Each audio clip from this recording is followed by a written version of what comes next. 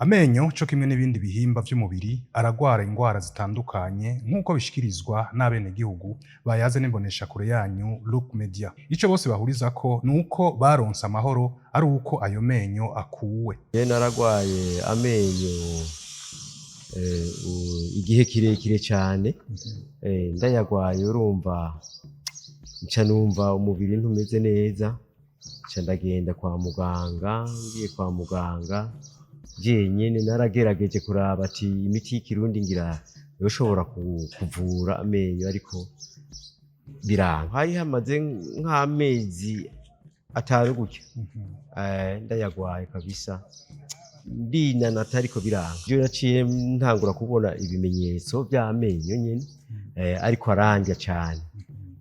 Hanyuma haca haba amenyo abiri andya cyane, nca numva ububabare bwinshi cyane, nca simbira kwa muganga.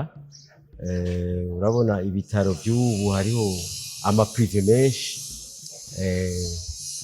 baca muganga araraba ati nta kundi reka tuyakure, barayakura. Baciye bayakura yose rimwe kuko banteye anesthesi, nca ndumva ko nari nababaye cyane, baca barayakura yose. Bayakuye nca numva kamitende bukebuke, kugera n'uno munsi urumva y'amenyo barayakuye. Ariko hariho irindi ryaciye rifatwa n'ubu ricariho uko nyene, riko rirandya umusaya umwe. Simpekenya ku musaya umwe, uyu naho urushe. Sigaye ndondera utuntu tworoshe kugira ndabe ko nomara na kabiri.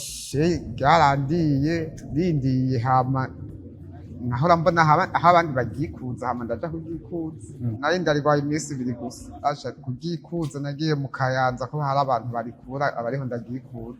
Nagikuje ku muntu arikura, nayantuze ibikura yambaga ngo barikuza nyene. Barikuye ntiwasubiye kubabara, ntiryasubiye kukurya? Naciye nkira. Haheze igihe kingana gute bari gukuye? Basha haheze nk'imyaka ibiri. Naho abagwaye amenyo bemeza ko bakize canke bagatora mitende ari uko ayo menyo akuwe, abaganga banonosoye ivyo kuvura ingwara z'amenyo barihaniza umuntu wari we wese gukura iryinyo, kuko ngo iryinyo rigwaye bararivura rigakira, kandi ngo iyo rikuwe rirashobora kugira ingaruka. Ndabaramukije inshuti namwe bakunzi b'ikiganiro Mvura Muganga. Murabizi neza ko ikiganiro tubayagira ibitandukanye bijanye n'amagara y'abantu. Uno munsi rero tuza kubayagira ku ngwara zifata iryinyo canke ingwara zifata amenyo. Ingwara rero zifata amenyo ziri ubwoko bwinshi, mugabo uno munsi tuza kuyaga ku ngwara ifata amenyo bita carie dentaire canke itoboka ry'iryinyo. Kugira ngo rero tumenye byinshi bijanye n'itoboka ry'iryinyo, twegereye muganga yanonosoye ingwara zifata amenyo canke zifata iryinyo. Uyo nawe ni muganga Dr Thierry Kwizera. Ibibazo umuntu ashobora kwibaza ni byinshi. Mbega ingwara yo gutoboka kw'iryinyo ifata umuntu habaye iki? Mbega ingwara yo gutoboka kw'iryinyo ni ingwara imeze gute? Wowe urashobora kwiyumvira uti mbega umuntu afise iryinyo ryatobotse, ibimenyetso vyerekana yuko agwaye iyo ngwara yo gutoboka iryinyo nibi? Aratwishura kuri ivyo bibazo. Amenyo ingwara agwara cane, igwara abantu benshi kw'isi ndetse no ngaha mu Burundi wacu, naho atabiharo dufise ngahe wacu dushobora gufatirako, ni ingwara yitwa carie dentaire mu kirimi c'igifaransa. Mu Kirundi twoyita nk'ingwara yo gutoboka kw'iryinyo. Hariho ibindi izindi ngwara iryinyo rigwara nk'ico bita erosion, harya umengo ryaravungutse, umuntu ariko ariravye akabona umenga ryaravungutse, ico bita erosion dans l'émail. Hariho na sensibilité, amenyo umuntu agira sensibilité mu kanwa ku menyo kandi atatobotse. Ingwara yo gutoboka iryinyo ni ingwara ifata iryinyo, kandi umuntu ikibufata washaka nta kimenyetso na kimwe aba yumva mu kanwa co kubabara, ariko uko itera iryinyo ritera riremba ndiko atangura kumva ububabare. Rero iyo ngwara ibiyitera ni vyinshi, cane cane bifatiye ku vyo dufungura. Ibyo dufungura rero, iyo dufunguye cyane cyane ibintu bisosa, hariho utubagiteri tuba turi mu kanwa, duheza tugakonsoma iyo sukari tuba twafunguye, hama tugaca duproduiza acide ikituma emaye iryinyo ritangura kwimvuka. Hariho ibimenyetso nawe nyene ariko ariraba mu kiyo ashobora kubona. bigitangura hatangura ku ryinyo hariko akantu ka noir kirabura.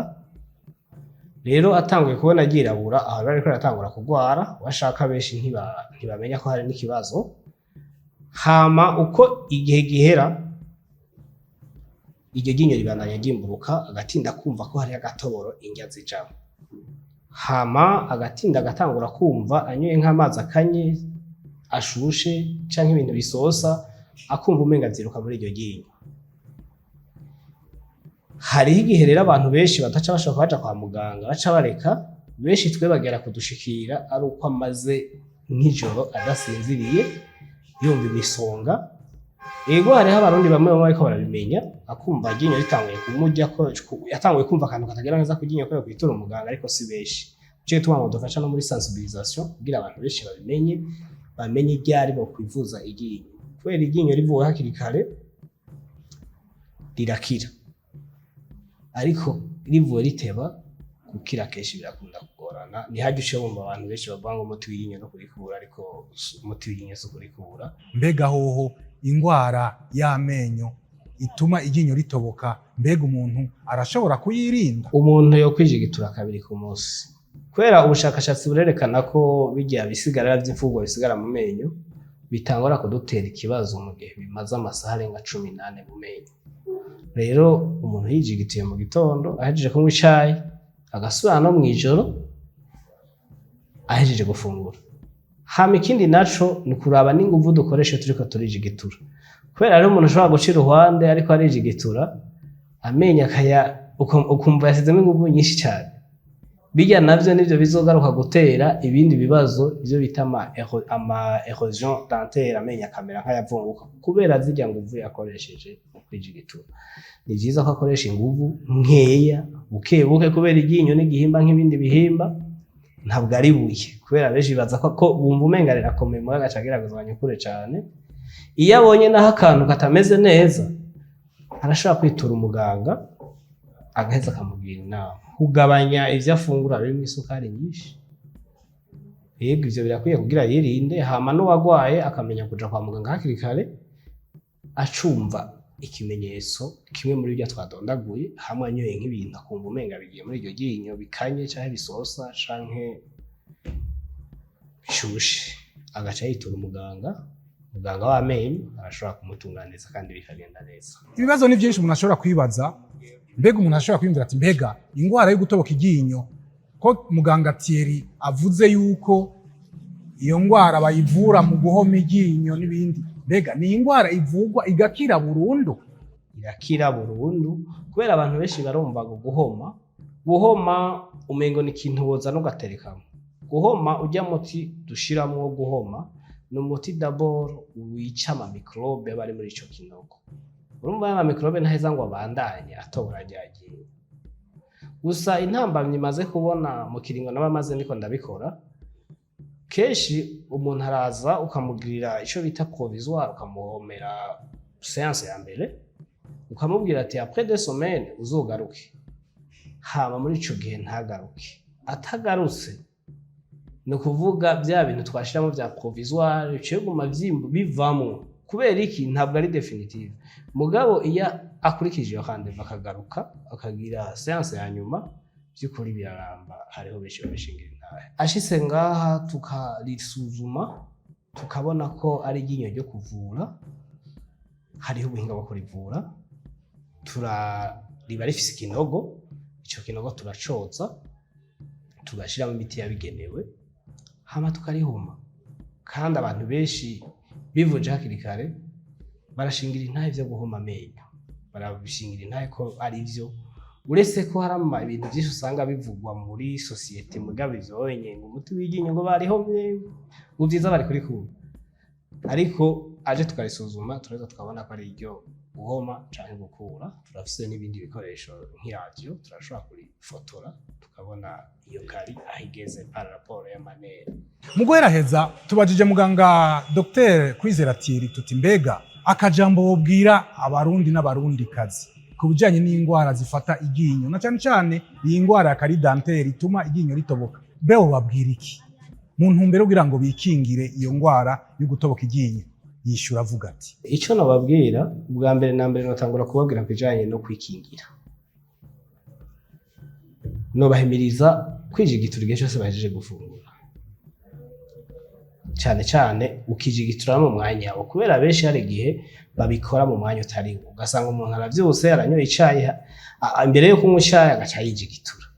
Oro yagize le contraire, yabwirizwa kubanza kunywa icayi hama akijigitura mu nyuma kugira kuremo bya bisigarira by'imfungurwa bisigara mu kanwa, ukabubwira hasigara hameze neza. Hama no mwijoro imbere yo kuja kuryama akijigitura. Hama washaka akagenda kwisuzumisha n'ata kimenyetso na kimwe yoba yumva mu kanwa, akisuzumisha ku muganga w'amenyo. Twabivuze ko iryinyo rikigwara ntabwo rishoka rikujya mu gihe uko rigenda riremba niko rikujya, washaka ukatangura kumva ari misokara utajyana. Hariho n'abakija mu makartier canke mu mpango z'abantu ngo hariya ngo naka ngo arakura amenyo, twaje tubona n'akajya gusaba ubushikanganje bw'amagara y'abantu ko ico kibazo ko kiraba, kubera umuntu bumvise ngo yikurije iryinyo araba barabaza ngaha bayavunye, kwamubaza iyo yagikurije akavuga ngo yagikurije muri centre de santé canke muhira ku muntu cyangwa umuntu yasanze muhira ngo arari inkuru. Nshuti namwe bakunzi banko murakwirikana ikiganiro Mvura Muganga, bariko turabayagira ibijanye n'ingwara y'amenyo bita carie dentaire, ni ingwara y'itoboka ry'iryinyo. Nibaza yuko mwahamenyeye ibitari bike. Twizere yuko umuntu wese afise akanya niyo yumva kimwe muri ibimenyetso twababwiye azonyarukira kwipimisha iryinyo kugira ngo arabe ko iryinyo ryiwe ritatobotse canke dafise ingorane. Ndabashimire cyane, ndabifuriza ibihe vyiza, naho ubutaha murakoze.